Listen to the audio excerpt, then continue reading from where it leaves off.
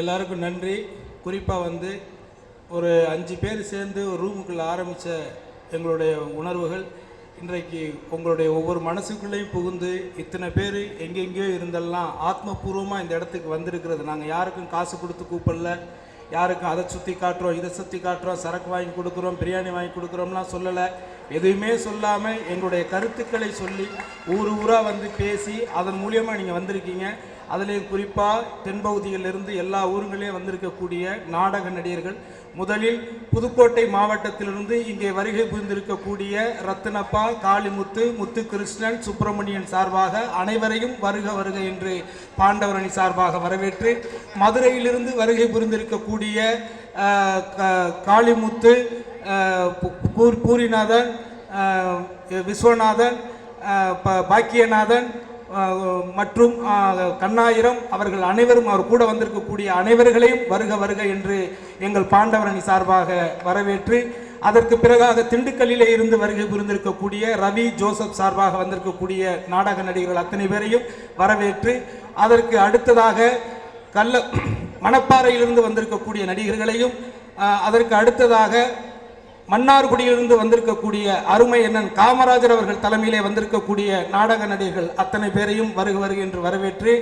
அதற்கு அடுத்ததாக சேலம் பகுதியிலிருந்து கிட்டத்தட்ட 60 உறுப்பினர்களுக்கு மேலாக இந்த விழாவிலே கலந்து கொண்டிருக்கக்கூடிய பூபதி, கலீல் மற்றும் ரகுபதி, சிகாமணி மற்றும் அவரோடு வந்திருக்கக்கூடிய அனைவரையும், ரம்யா அவருடைய கணவர், இப்படி நான் சொல்லிக்கொண்டே இருக்கலாம், ஜெயாவுடைய கணவர் கீபோர்ட் பிளேயர் ரமேஷ் என்று நான் சொல்லிக்கொண்டே இருக்கலாம்.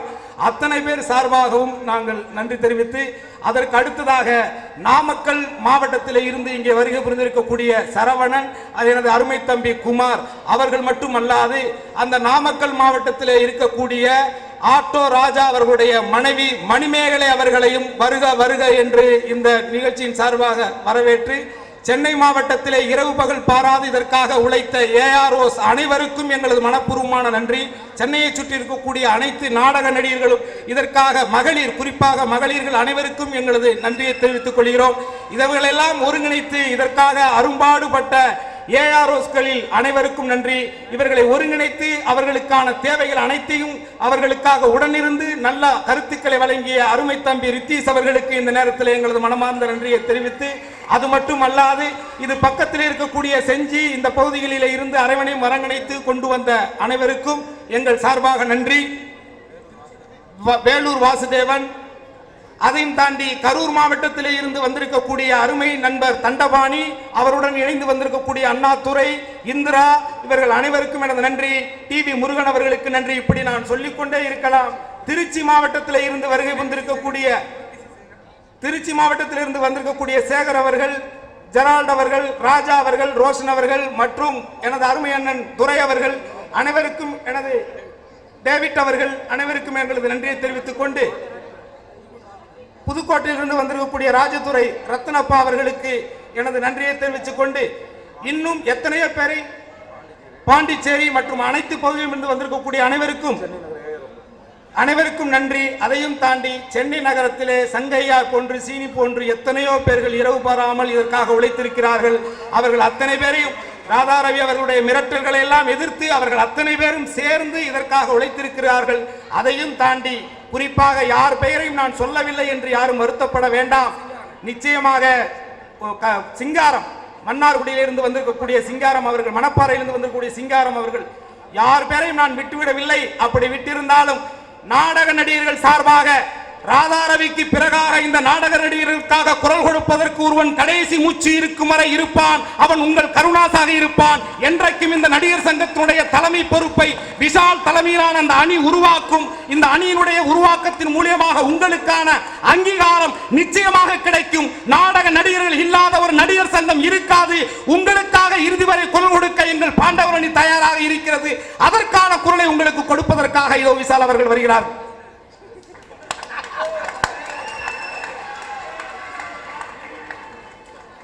எல்லோருக்கும் வணக்கம். ஜெயிக்கிறதுக்கு முன்னாடி வச்ச பொதுக்குழுக்கு வந்த அத்தனை நடிகர்களுக்கு நன்றி. முதல்ல இளைஞர் அணி எல்லா பசங்க வந்து நின்னாங்க. எனக்கு ஒரே ஒரு ஆசை, எங்க பின்னாடி வந்து பெண்களும் இருக்காங்கன்றது நாங்க வந்து எங்களோட சப்போர்ட்டை காட்டணும். முதல்ல அவங்கள நான் வந்து மேடைக்கு வர வைக்கிறேன்.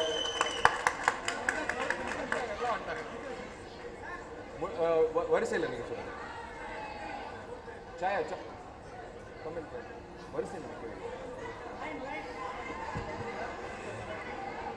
இன்னும் நிறைய பேர் வரல.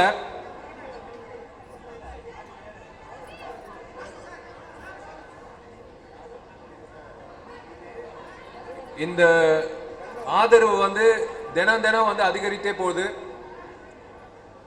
ஒரு முக்கியமான விஷயம் என்னன்னா, ஒரு 3 வருஷம் முன்னாடி ஒரு கேள்வியா வந்து முதல்ல சில பேர் நாங்கெல்லாம் கிளம்பின பொதுக்குழுக்கு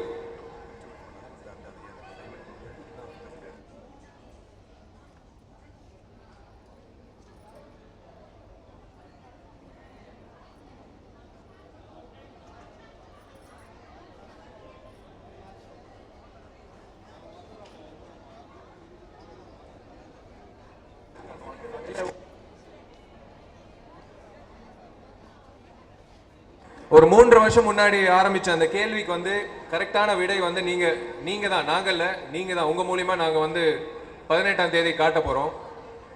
அந்த ரிசல்ட் ஒரு முக்கியமான நாள். தயவு செய்து எல்லாரும் வந்து வாக்குப்பதிவு பண்ணிடுங்க. ஏன்னா காலகாலமா எல்லார் குடும்பங்களும் நல்லா இருக்கும். ராதாரவி என்ன முதல்ல என்ன நாயின் திட்டினாரு, இப்ப பரதேசி நாயினாரு. ஒரு நல்ல முன்னேற்றம். ஆனா வந்து நாயின்னு சொல்றதுல எனக்கு ஒன்றும் வெக்கம் இல்லை. விசுவாசியான பிராணி. நான் இந்த நடிகர் சங்கத்துக்கு என்னைக்குமே விசுவாசியான பிராணியா தான் இருப்பேன். அவர் மேல நான் வந்து எந்த வழக்கும் போட மாட்டேன்.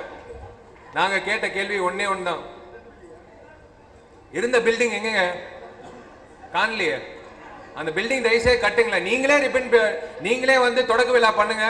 நீங்களே வந்து அந்த பெருமையை சேர்த்துக்கோங்க. எங்களுக்கு ஒண்ணுமே வேணாம். பின்னாடியில இருந்து வேலை செய்யறோம்னு சொன்னோம். ஆனா கேட்கல. சரி, எங்களையாவது கட்ட விடுங்க, நாங்களாவது கட்டி தரோம். அதே பில்டிங்க்கு நீங்களே ரிப்பன் கட்டிங் பண்ணிடுங்க.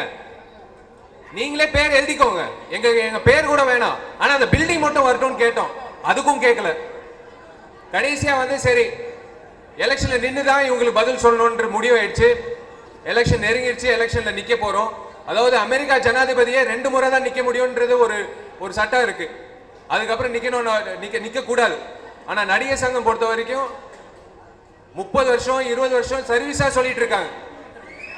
இப்போ பொதுவா நாங்க தேர்தலில் நின்றுட்டு எல்லார்கிட்டையும் வந்து ஓட்டு கேட்கும் போது ஒரு விஷயம் வந்து பெருமையா சொல்றாங்க. ராதாரவி என்ன வந்து இந்த சாவுக்கு நின்னாரு, ராதாரவி என்ன வந்து தேனாம்பேட்டில் ஒரு சாவுக்கு நின்னாரு, ராதாரவி என்ன வந்து ஐநாவரத்தில் ஒரு சாவுக்கு நின்னாரு. எல்லா சாவுக்கு நிக்கிறவன் வந்து வெட்டியான். நான் வந்து சாவுக்கு நிக்க மாட்டேங்க. உயிரோடு இருக்கிற உங்களுக்கு தான் நான் நிக்கணும்னு ஆசைப்படுறேன். வெட்டியான தப்பா சொல்ல. அவங்க செய்யற சேவை உயர்ந்த சேவை. இந்த ஒரு விஷயம் உயிரோடு இருக்கிற அத்தனை நடிகர்கள், நான் ஏன் நடிகர்கள், நாடக நடிகர், சினிமா நடிகர், சின்னத்திரை நடிகர் அப்படி இல்லைங்க, எல்லாருமே சாயம் பூசின நடிகர்கள். நம்ம எல்லாருக்கும் வந்து ஒட்டுமொத்த நம்ம வர்க்கத்துக்கு இந்த இளைஞர்கள் கூட்டம் ஏதோ ஒரு நல்ல விஷயம் செய்யணும்ன்ற ஆசையில முன்னுக்கு வந்திருக்கோம். தயவு செய்து கைவிட்டுறாதீங்க. நான் இப்பவும் சொல்றேன், எங்களுக்கு ஓட்டு போடுங்க. இன்னி வரைக்கும் கேட்கல, வந்து ஓட்டு போடுங்க. மனசாட்சிக்கு ஏற்றபடி ஓட்டு போடுங்க. அதுதான் நாங்க கேட்கிறோம். இந்த அணி, இந்த ஒரு விஷயம் இத்தனை பேர் ஒரே மனதோடு வேலை செய்யறாங்கன்னா அது உங்க குடும்பம் நல்லா இருக்கணும்ன்ற ஒரே நோக்கம் தான். ஒரு வாரமா நாங்க அத்தனை நடிகர்கள் நடிகைகள் இந்த அலுவலகத்தில் வந்து வேலை செய்யும் போது ரொம்ப பெருமையா இருந்தது. மூத்த நடிகர்கள், இளம் நடிகர்கள் அத்தனை பேர் வந்து ஒரு ஆபீஸ் பாய் வேலை பண்ணிட்டு இருக்காங்க. எச்ச பிளேட்டை வந்து எடுத்து வைக்கிறாங்க. இல்ல இதெல்லாம் வந்து நல்லது செய்யணும், நல்லது பண்ணணும், எல்லாம் வந்து உழைச்சி எப்படியோ 18ஆம் தேதி வரைக்கும் உழைச்சி அந்த கண்டிப்பா இவங்களுக்கு எல்லாருக்கும் ஒரு விஷயம் நல்லதா நடக்கும் அப்படின்ற ஒரு நம்பிக்கையில் எல்லாரும் செயல்படுறோங்க. சேலம் உள்ள நுழைஞ்சா அடிங்க, நாமக்கல் உள்ள நுழைஞ்சா அடிங்க. நாமக்கல் முக்கியமா நான் டோர் டு டோர் கேம்பெயின் வர போறேன். அது எந்த ராஜாவா இருந்தாலும் சரி,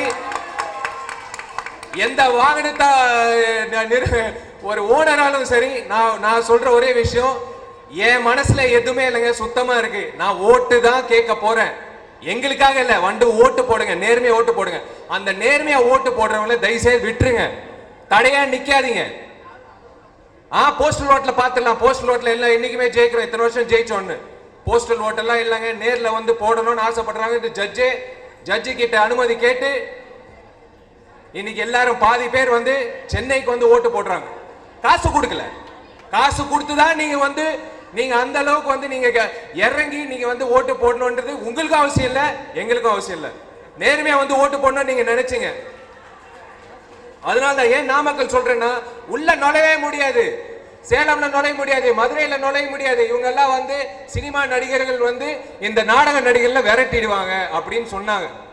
அதெல்லாம் எங்க நோக்கமே இல்லைங்க. எங்களுக்கு ஒரே ஒரு நோக்கம், அந்த கட்டடம் வந்தால் எல்லா வகையிலும் உங்களுக்கு நல்லது நடக்கும். நாங்க 3 வருஷம் கழிச்சு நாங்களே வந்து எலெக்ஷன்ல நிக்கணும்னு அவசியம் இல்லை. செயல்படுற விஷயம் என்னன்னா, யார் இருந்தாலும் உங்களுக்கு அந்த விஷயங்கள் நல்லது, உங்களுக்கு நடக்க போற நல்லது வந்து யாராலையும் தடுக்க முடியாது. யாருமே குற்றச்சாட்டை நான் சொல்லல. முதல்ல மாண்புமிகு முதலமைச்சர் புரட்சி தலைவி அம்மாக்கு நன்றி தெரிவிக்கணும். ஏன்னா சிவாஜி ஐயாவோட மணி மண்டபம் கட்டுறதுக்கு முன்னுக்கு வந்தது இந்த தமிழ்நாடு அரசாங்கம். ரொம்ப ரொம்ப நன்றி. இந்த அணி சார்ந்த கேண்டிடேட்ஸ் இன்னைக்கு தான் நாமினேஷன் பண்ணோம், உங்களுக்கு சொல்லணும்னு ஆசைப்படுறேன். முதல்ல ஆபீஸ் பேரர்ஸ் நான் சொல்லி முடிச்சிடுறேன். நம்ம தலைவரா திரு நாசர் அவர்கள் நாமினேஷன் ஃபைல் பண்ணியிருக்காரு.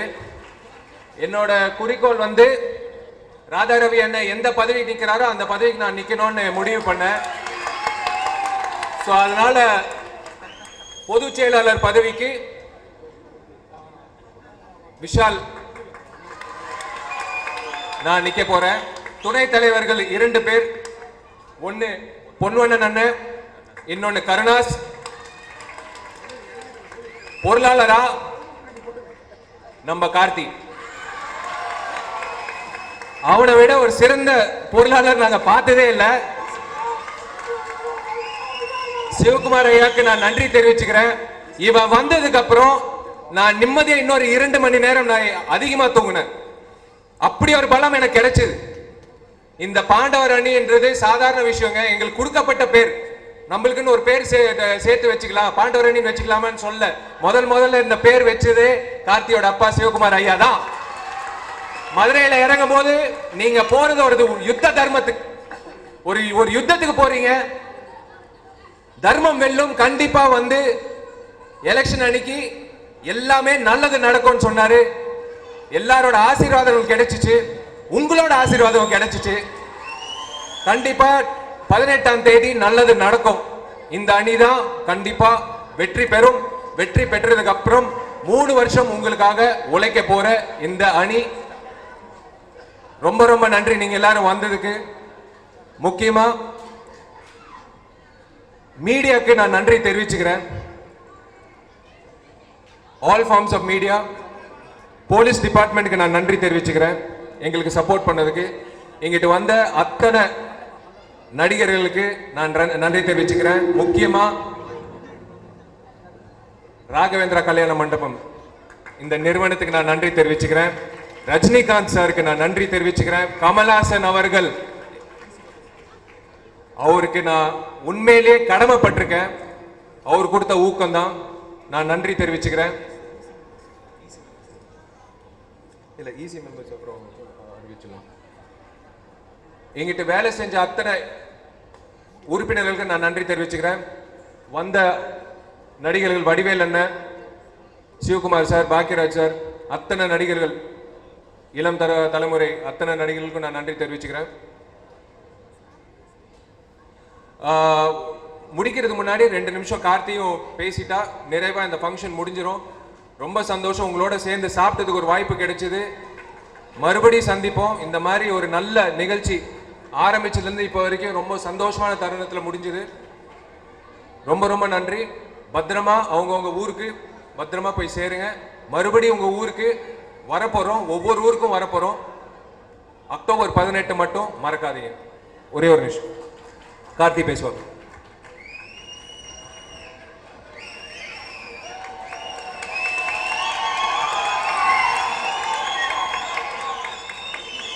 எனக்கு ரொம்ப சந்தோஷமா இருக்கு.